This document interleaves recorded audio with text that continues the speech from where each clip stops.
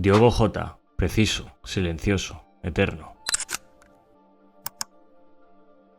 En una era donde el fútbol está lleno de ruido, hubo un delantero que marcó diferencia desde el silencio. Diogo Jota no fue el más mediático ni el más ruidoso, pero sí uno de los más efectivos, discreto fuera del campo y letal dentro de él. Se convirtió en un sinónimo de profesionalismo, sacrificio y gol. Esta es la historia de un jugador que nunca buscó brillar, pero lo hizo hasta convertirse en leyenda. Esto es Gol Letal, y bienvenido a esta gran historia. Nacido el 4 de diciembre de 1996 en Masarelos, Oporto, Portugal, Diogo José Teixeira da Silva, conocido como Diogo Jota, creció en un entorno de valores sencillos, donde el fútbol era juego y disciplina a partes iguales. A los 9 años ingresó en la Academia del Gondomar, y más tarde dio el salto al Paços de Ferreira, donde debutó profesionalmente con 18 años. Ya desde sus primeras apariciones dejó claro que no solo era rápido o hábil, entendía el juego. Su lectura del espacio, su capacidad de moverse entre líneas y su definición quirúrgica los separaban del resto. En 2016 el Atlético de Madrid lo fichó por 7 millones de euros. Sin embargo, no llegó a debutar oficialmente en el club colchonero. En su lugar, fue cedido al Oporto, donde completó una temporada notable. 9 goles en 37 partidos, y luego al Wolves, en la segunda división inglesa. Ese préstamo al Wolves fue decisivo, 17 goles en su primera temporada, campeón de la Championship y ascenso inmediato a la Premier League. El club inglés lo fichó en propiedad y se convirtió en uno de los pilares del equipo en su regreso a la élite. En 3 temporadas, de 2017 a 2020, en los Wolves, Jota jugó 131 partidos y marcó 44 goles. Destacó en la Premier League y en la Europa League por su versatilidad ofensiva, su presión sin balón y su capacidad de aparecer en los momentos importantes. Fue pieza clave en el renacer competitivo del club, formando una sociedad letal con Raúl Jiménez y Adama Traoré. Su actuación en la Europa League 2019-2020, con un hat-trick en 11 minutos al Español, lo catapultó a la órbita de los grandes. En septiembre de 2020 el Liverpool pagó 45 millones de euros por él. Rápidamente se integró al equipo de Jürgen Klopp y se ganó la confianza de todos, compañeros, cuerpo técnico y aficionados. Durante su etapa en el Liverpool, Diogo Jota fue mucho más que un delantero eficaz. Fue parte de una de las plantillas más competitivas y exigentes de la historia reciente del club. En la temporada 2021 y 2022, su rendimiento fue fundamental en una campaña que rozó la perfección. Contribuyó con goles decisivos en todas las competiciones, y su esfuerzo fue recompensado con 2 títulos nacionales. Primero la IF Cup, conquistada tras una durísima ruta a la final donde su capacidad para romper líneas y su sangre fría en los penaltis marcaron la diferencia. Después en la Carabao Cup, en una final tensa que se decidió desde los 11 metros. Jota fue protagonista en las fases previas, dejando huella con su olfato en momentos clave. No se detuvo ahí. Aquel Liverpool también levantó la Community Shield, reafirmando su dominio doméstico y su ambición sin pausa. En la Premier League, el equipo de Klopp quedó a solo un punto del título, tras una carrera cabeza a cabeza con el Manchester City. Subcampeones, sí, pero con 92 puntos, 94 goles a favor y un fútbol de altísimo nivel.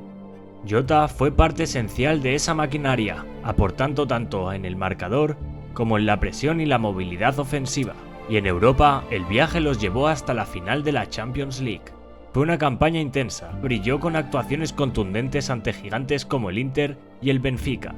La final, disputada con tensión y orgullo, terminó con derrota por la mínima. Por otra parte, con la selección absoluta de Portugal, debutó en 2019 y no tardó en hacerse un hueco.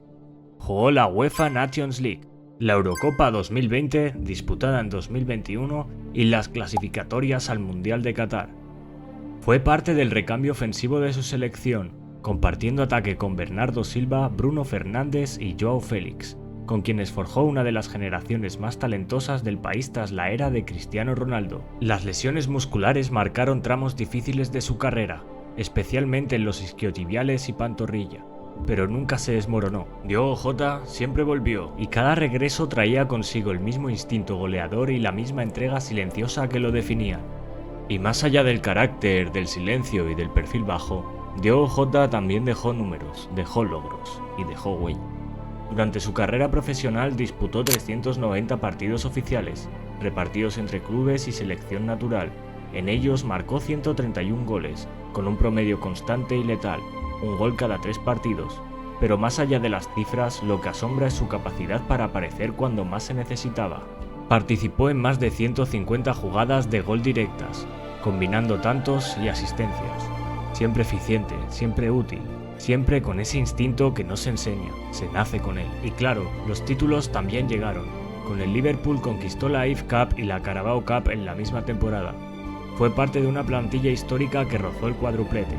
Levantó la Community Shield y se quedó a centímetros de ganar tanto la Premier League como la Champions League. Antes, con los Wolves, fue clave al ascenso del club a la Premier League, levantando el trofeo de la Championship en 2018. Otro capítulo en su historia silenciosa, pero dorada. Y con la selección de Portugal vivió uno de sus mayores logros al proclamarse campeón de la UEFA Nations League en 2025, venciendo a España en la final por penales. Fue su primer y único título con la absoluta, alcanzado en plena madurez futbolística. Jota no fue un jugador de volumen, fue un jugador de impacto, de esos que aunque jueguen menos, se quedan para siempre. Fuera del campo, Jota era una persona familiar, tranquila y ajena a los excesos del estrellato, casado con Ruth Cardoso, su pareja de toda la vida. Tenían 3 hijos y valoraba profundamente la vida privada. Era también un apasionado del videojuego FIFA, donde incluso llegó a competir profesionalmente. El 22 de junio del 2025, Jota y Ruth se casaron oficialmente, celebrando un vínculo que venía de años. Era uno de los momentos más plenos de su vida, tanto en lo personal como en lo profesional. Apenas unos días después de su boda, el 3 de julio del 2025, Diogo Jota falleció trágicamente junto a su hermano André en un accidente de tráfico en la autovía A52, en Zamora, España. El coche en el que viajaba se salió de la vía y se incendió, sin posibilidad de rescate. La noticia conmocionó al mundo del fútbol, en Anfield, en Oporto, en cada rincón donde dejó su huella. Las muestras de respeto y dolor fueron inmediatas. Camisetas, pancartas, minutos de silencio. Nadie quería creer que se había ido alguien que representaba tanto. Diogo Jota no fue una estrella mediática, pero fue una luz constante. Jugó con humildad, rindió con eficacia y vivió con integridad. Su legado no está solo en los goles, sino en el cómo los marcó, siempre al servicio del equipo, siempre con respeto por el juego. Diogo Jota no jugó para ser recordado, pero el fútbol no lo olvidará jamás. Esto es Gol Letal y en paz descanses, Diogo Jota.